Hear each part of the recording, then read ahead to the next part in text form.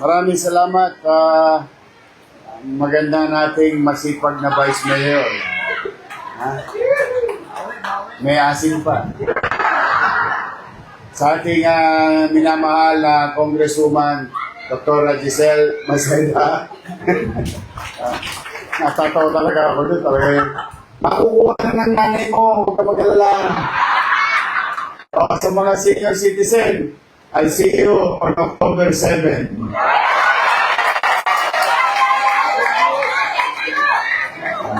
Mukhang alam nyo October 7, start na. Tapos mapuputol sa gate.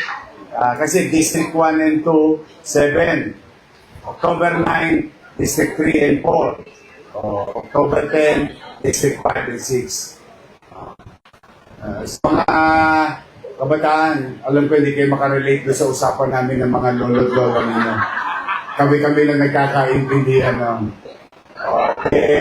nakuha nyo na yung cake. Nakuha nyo na yung gatas.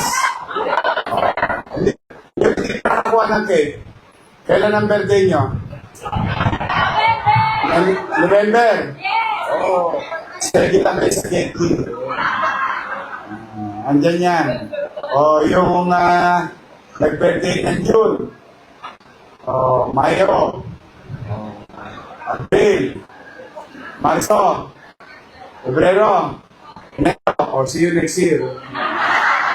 Kasi sinimulan ko July 1. But anyway, huwag kayong mag-alala, mga minamahal kong lolo't lola. Kahit gipit na gipit tayo, itatawid ko kayo. Kayo man lamang. Sa ating Director, Dr. Grace Padilla ng MHD, Engineer Andres, at ang ating Director sa Ospital ng Sampaloc, kung anong edad ng Sampaloc, yun din ang itsura niya. Siya po may sabi, 31 years malamang ito, pogi ito nung araw. Pogi pa rin ngayon. Sa mata ng kanyang asawa. Dr. Season, at again, to my fellow public servant, our City Councilor, Atty. Lady Quintos, tayo kayo, kaway kayo, kasi di ko magagawa ito nang wala kayo Eunice Castro, DJ Bagaching, Ryan Ponce, Doc Almiron. Noong nagpunta ako dito, bumabagyo Wala kaming tulog nila Andres, nila Director Angeles, naggagayak kami the day before at saka the whole day. At bumulwak ang uncontrolled flood. Kasi sa positive nun, flood control. Bumulwak sa Maynila, we were shocked. Everyone was shocked at the time. And we were very busy trying to cushion or maibsan yung kinakarap ng lungsod dahil sa baha.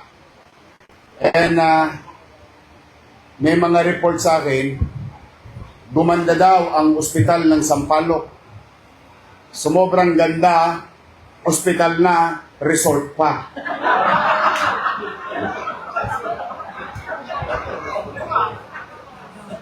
May falls. Hindi ako makapaniwala. Kasi yung pinalitan ko, doktora I think they should be the one prioritizing the hospital. And all respect to JO. I think, I would think it was fully attended. No? I mean, attendance were made. Pero, be that as it may, si Ami sa Kasewa, punta kami rito, Diyos ko, para pala kayong fragman. Tubig dito, mataas. So I went and I saw it. I saw the dedications of our doctors and nurses and medical frontliners at the time. Despite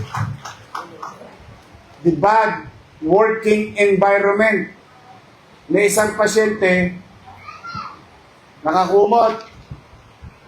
Naalala ko tuloy yung itsura ko nung araw. Nung natutulog kami kapag may bagyo, may tabo sa kanan, may balde sa kaliwa, may planggana sa uluhan. It may seem funny, but that's the real situation that I saw. Sabi ko, I mean, let's be honest to ourselves, no? We should be giving health care. Tapos ang unang magkakasakit yung mga doktor at nurses natin. O dahil sa sitwasyon. Kaya talagang maiinis ka lang. But then again, immediately I called up the entire team. Went back to City Hall about 12 a.m. Galing araw na. Huwag kayo masyado nagugulat pag may kwentuhan gabi. Minsan talaga, parang sinisilihan ng puwet ko na hindi ko maatim o matiis na ipagpabukas pa. Marami mga ganyang insidente. And fortunately, we have able people, assets of the city government just sitting there. And I told them, kahit na wala tayong kapera-pera, pigayin nyo lahat ang bimpo dyan. Gusto kong maayos, lalong madaling panahon, yung emergency room. Balita ko, mas maganda dati yung opisina ng direktor kaysa sa emergency room ninyo. Instagrammable daw. And how can you do that? That's why we have to put a stop on this.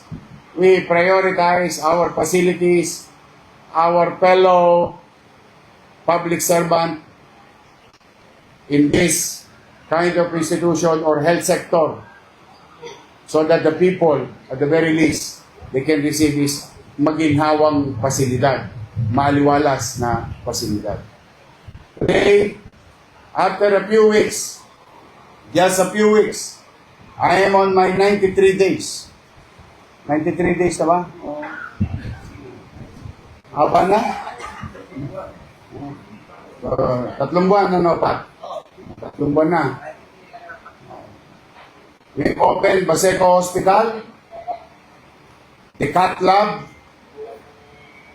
health centers and libraries, and yesterday, your fellow doctors, nurses, and BHW, and barangay nutritionists, we visited San Nicolas, yung ospital na Sampaloc, ospital na parang resort. Yung San Nicolas Health Center na may farm. Dinidiligan sa loob. Everywhere. Everywhere. Alam nyo, na mapanghinaan ka ng loob kung makikita mo talaga. Believe ako sa mga doktor doon. Natiis nilang walang lumilingon sa kanilang gobyerno. Ang ikamamatay mo doon, mold. Yung amag, ang ikamamatay mo doon, kuryente. At yung pasyente, sigurado ako pag nauntog, patay. Hindi sa untog, sa tetano. That's how worse. My descriptions is like, Somalia? That's how it is, mga nanay at tatay ko. My fellow public servant. Now, those days are gone. Yes, gipit tayo. Pero huwag kayong mag-alala. You're part of the policy and visions of the city government. Lahat ng mapipiga ko sa bimpo, ng lahat na may impok natin, ang lahat na masisave natin, we will utilize it efficiently to confront this problem, social perennial problem. Habang katulad ng mga inaasahan ng mga lola ko, mabigat yun Kulang-kulang 300 million yun. But then again, kahit wala tayo, huwag kang mag-alala. Alam mo, ang Diyos talaga, maraming pamamarami to teach you a very good lesson. Pero mo, pinanganak ako sa lahat. Nakaraos ako sa awa ng Diyos. Sa tulong ng nanay at tatay ko.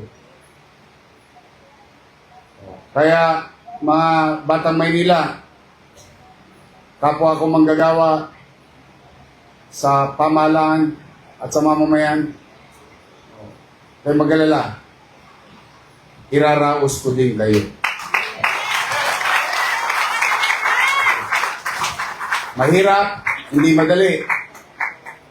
Pero, ito nga ako sa harapan ninyo. Sino ba mag-aakala na ang isang basurero pwedeng maging mayor ng Maynila? So, rest assured, it's not easy. But to my fellow public servant na umuhulas na mga natasya nila sa init, napakainit po dito. Sauna bati. Pero buti na mainit, sa umulan. Nila.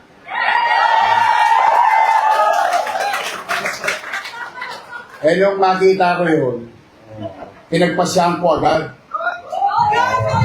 Kaya, tingin ko, nasa mga ATM na nila yun, last week pa. O, malay nyo. Magti-December na. Ayan, the same thing, ito mga barangay chairman natin. Mga kagawad, shout out ha. Barangay Tanod, EXO, Secretary Treasurer, sa mga chairman natin. Tingnan ninyo ha, may pera sila. Nakalaan para sa kanila. Ang tawag doon ay share nila sa city. First quarter, second quarter, hindi binigay sa kanila. Hindi binigay sa kanila. Nahukay ko lang eh. Totoo po, nahukay ko lang, nakita ko lang. Ba't hindi ito binibigay sa barangay, lalo na ngayon. 5-5 tumpukan ng dilubyo sa gusto. O marami nangangailangan. Ayan, tanongin niyo sila.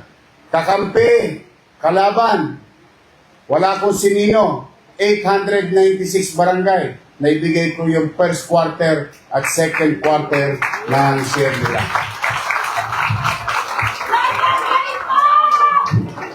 Ay, baka maging pasyente ka namin.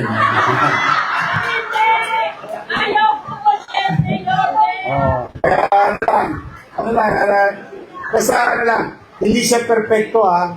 It will never be perfect, no? There will be no perfect government that I can offer you. Lagi ako best effort. At kung kinakailangan gastahin ko ng gastahin ng katawan ko,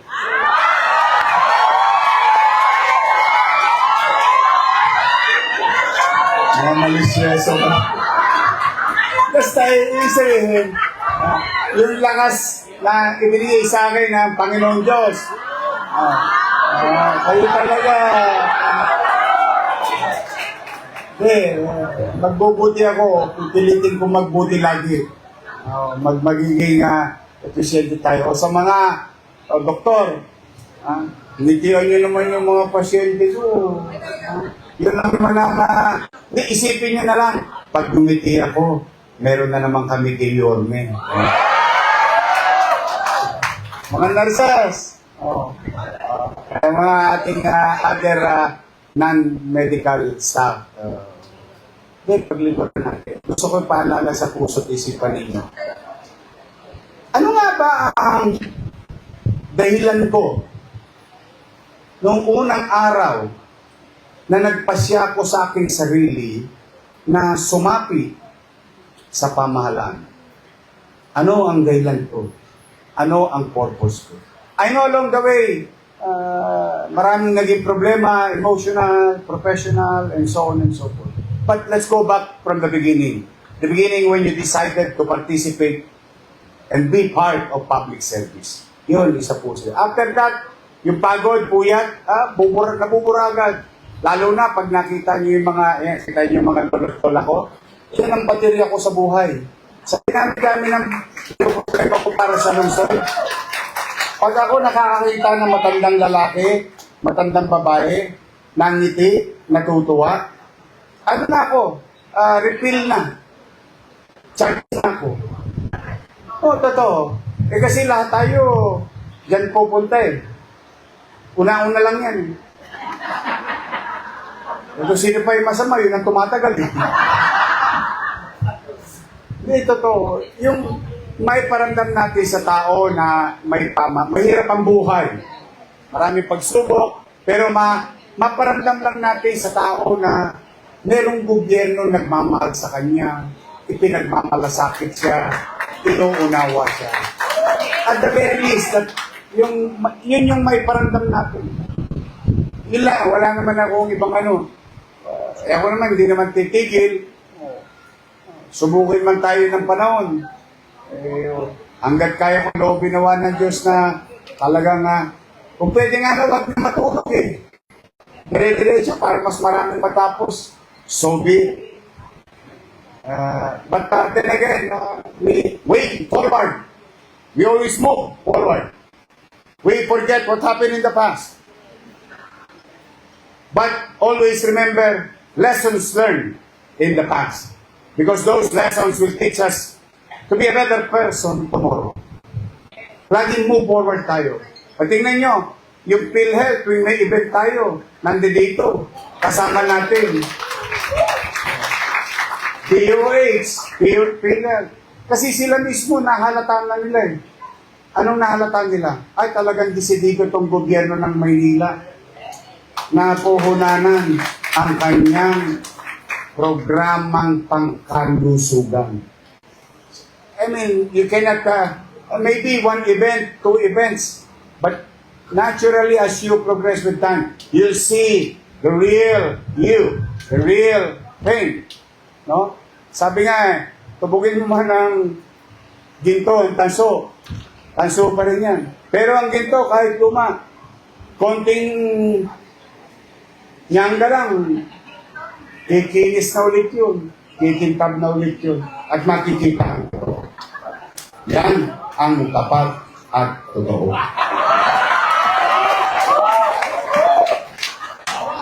So, anyway, I'm happy for you and I'm excited for you. Now, Yorme, tanong ng mga taga-Sampaloc, tanong ng mga doktor, kailan po matatapos yan? Baka siyam-siyam. Tama naman.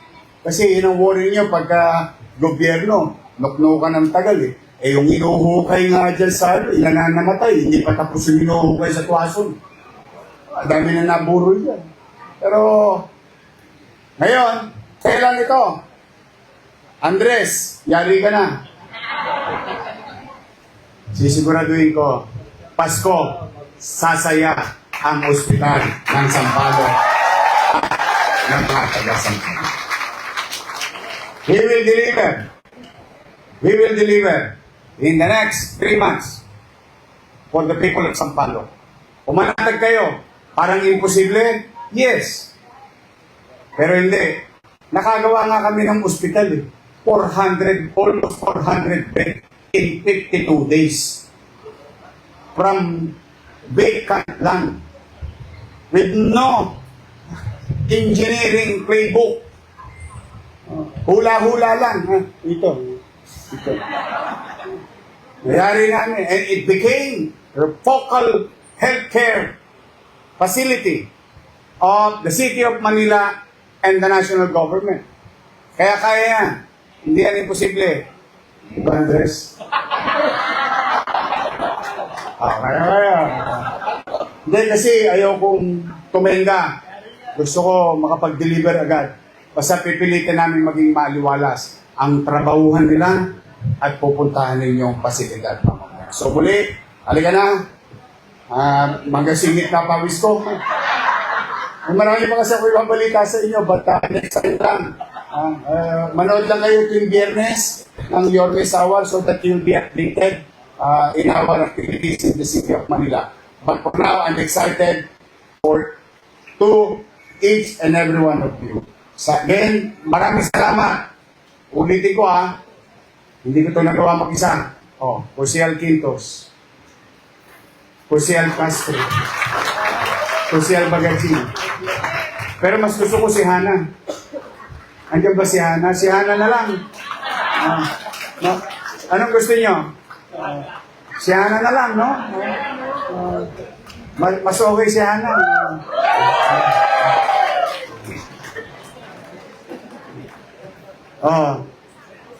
Jose Alfonse. Jose Alagron. Yan, yung mga kusyal natin. At of course, ang ating taga-pirma ng cheque. Wardy Quintos. Our Congresswoman, Congresswoman Maceda, Vice Mayor, Director, sa inyo lahat. Let's start the ball rolling. Mamaya, bago tayo matulog, ipagdasal natin yung ating mga kababayan sa Cebu.